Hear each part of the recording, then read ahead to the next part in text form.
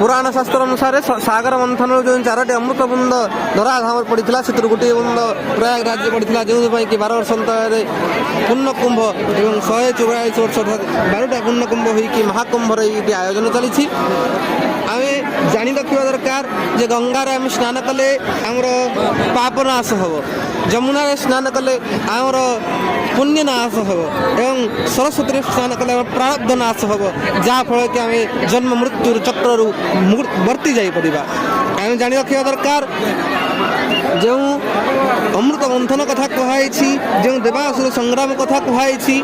कौन देव कौन असुर से कथा न कहीकि आम बुझा दरकार आम भर देव प्रकृति आम भर असुर प्रकृति जो निर्दिष्ट समय आम बुद्धि को मंथन करुँच बुद्धि मंथन रू प्रथम विष रूप जलावृत होती विष जल को आम सहवा पड़ो तापर जाकि आमको अमृतर प्राप्ति हम जेपर्यंत आम आम भर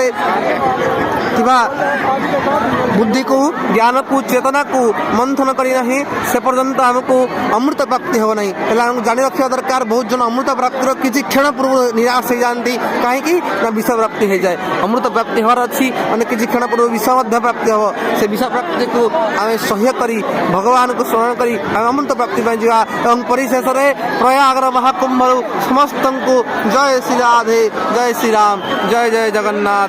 जगन्नाथ हर हर गंगे जय माँ नर्मदे जय माँ जमुना जय माँ सरस्वती।